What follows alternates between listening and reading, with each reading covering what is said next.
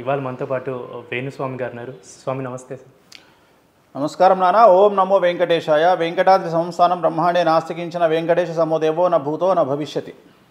స్వామి, ఇప్పుడు కాలసర్ప దోషం గురించి కూడా ఎక్కువ మాట్లాడుతున్నారు ఇటీవల కాలంలో, అంటే జాతకాలు చూపించుకున్న వాళ్ళు. సో ఈ కాలసర్ప దోషం అసలు ఏంటి, అంటే ఎవరెవరికి ఉంటుంది ఏంటి, అండ్ దీనికి ఏమన్నా సమస్యలు ఎలా ఉంటాయి, పరిష్కార మార్గాలు కూడా ఒకసారి వివరిస్తారు. మెయిన్ ప్రపంచాన్ని మరీ ముఖ్యంగా భారతదేశాన్ని బాగా బాధిస్తున్నటువంటి అంశం కాలసర్ప దోషం. కాలసర్ప దోషం అనేటువంటిది వ్యక్తులకు ఉంటుంది, సమాజంలో దేశానికి ఉంటుంది, ప్రాంతానికి ఉంటుంది, కుటుంబానికి ఉంటుంది, ఉద్యోగానికి ఉంటుంది, లేదా రాష్ట్రాలకు ఉండొచ్చు, అలాగే భార్యాభర్తలకు ఉంటుంది. సో కాలసర్ప దోషం అంటే ఏమిటి? రాహుకేతు మధ్యలో, లగ్నములో రాహుకేతు మధ్యలో కుండలిలో కనుక మనం పుట్టిన సమయంలో మిగిలిన గ్రహాలన్నీ బంధింపబడి ఉంటే దాన్ని కాలసర్ప దోషం అంటాం. సో కాలసర్ప దోషము అనేటువంటిది తెలుసుకోవాలి అంటే ఎవ్వరి జాతకమైనా సరే కుండలి చేతిలోకి తీసుకొని వాళ్ళ కుండలి, వాళ్ళ జాతక కుండలి తెలుసు కదా, అది చేతిలో పట్టుకొని చూస్తే రాహు కేతు మధ్యలో మిగిలిన గ్రహాలన్నీ బంధింపబడి ఉంటే అది కాలసర్ప దోషం. చాలా ఈజీ తెలుసుకోవడం.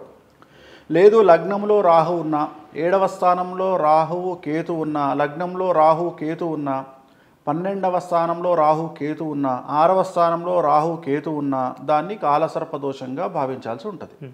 సో కాలసర్ప దోషం ఉండేటువంటి వారిని కనుక తీసుకుంటే, మగవారిని కనుక తీసుకుంటే ఫస్ట్ సెటిల్మెంట్ అనేది ఉండదు, లైఫ్ సెటిల్మెంట్స్. ఉదాహరణ మగవాళ్ళు అయితే ఉద్యోగం లేకపోవడం, వివాహం కాకపోవడం, సంతానం లేకపోవడం, అర్ధాయుష్యుగా చనిపోవడం, యాక్సిడెంట్లో మరణించడం, లేదా క్యాన్సర్ బారిన పడడం.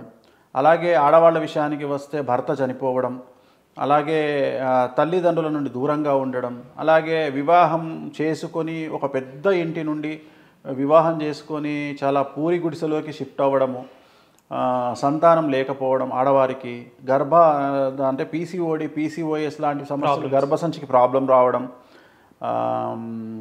సో కేసుల్లో ఇరుక్కోవడం, జైలుకు వెళ్ళడం. సో ఇవన్నీ కూడా కాలసర్పదోషం యొక్క లక్షణాలు. అలాగే ఎంత కష్టపడ్డా, మరీ ముఖ్యంగా ఉండే సమస్య ఏమిటంటే ఎంత కష్టపడ్డా 100 రూపాయలు రావాల్సిన దగ్గర 10 పైసలు రావడం. కొంతమంది చూస్తూ ఉంటాం, ఎంత కష్టపడ్డా డబ్బులు రావు, వచ్చినా డబ్బులు నిలబడవు. దానికి ప్రధానమైన కారణం కాలసర్పదోషం. అలాగే ఫ్యామిలీ అంతా ఎక్కడనో యాత్రలకో టూర్కో వెళ్తుంటే యాక్సిడెంట్లు అవ్వడం.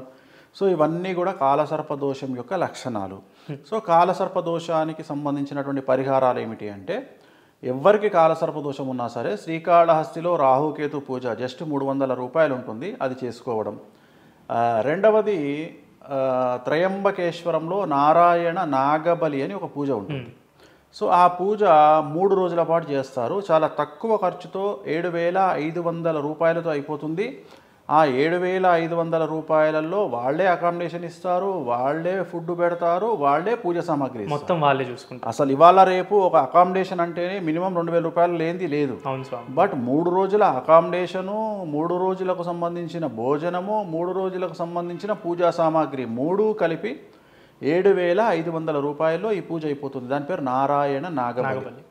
సో ఇది జనరల్గా తండ్రి ఉంటే చేసుకోవడానికి అవకాశం లేదు. సో అందువల్ల ఏం చేస్తాము, తండ్రితోటే చేయించాలి, అది బెస్ట్ ఆప్షన్. అంటే ఉదాహరణ అబ్బాయికి కాలసర్పదోషం ఉంది, అప్పుడు తండ్రితో ఈ పూజ చేయించాలి, చేసుకుంటే నో ప్రాబ్లం. తండ్రికి ఏం ఎఫెక్ట్ అలా? తండ్రే చేయాలి అది. సో తండ్రే చేయాలి. సో తండ్రి చేయడం వల్ల రిజల్ట్ అనేది ఎక్కువగా వచ్చే అవకాశం ఉంది. కొన్నిసార్లు తండ్రి కొడుకు దూరంగా ఉన్నప్పుడు, తండ్రి అమెరికాలో ఉన్నప్పుడు కొడుకు చేసుకోవచ్చు. సో కానీ అప్పుడు ఏం చేస్తారంటే, కార్యక్రమం నిర్వహించిన తర్వాత క్షురకర్మ చేయరు, అంటే గుండు కొట్టించరు. అంటే తండ్రి ఉంటే గుండు కొట్టడానికి లేదు, తండ్రి లేకపోతే గుండు చేయించాలి. ఈ పూజలో కంపల్సరీ గుండు చేయించుకొని ఆ పూజ చేయించాల్సి ఉంటుంది. అందుకని కొన్ని కంపల్సరీ రూల్స్ ఉంటాయి.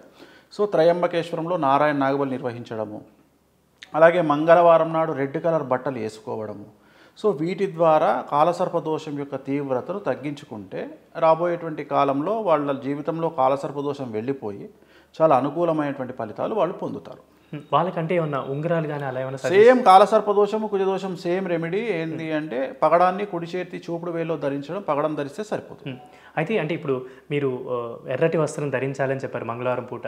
అంటే బయట వాళ్ళ ఆఫీసర్స్ కానీ ఇలా వెళ్ళే వాళ్ళకి పాసిబిలిటీ ఉండకపోతే ఎందుకు ఉండదు నా షర్ట్ వేసుకుంటే, ఇప్పుడు మగవాళ్ళు అయితే రెడ్ కలర్ షర్ట్ వేసుకుంటారు, ఆడవాళ్ళు అయితే రెడ్ కలర్ చున్నీ వేసుకుంటారు, సరిపోయింది. మొత్తం అవసరం లేదు మొత్తం దీక్షా వస్త్రాల్లా కాదు, జస్ట్ ఎర్రటి షర్టు ఎర్రటి చున్నీ సరిపోతుంది.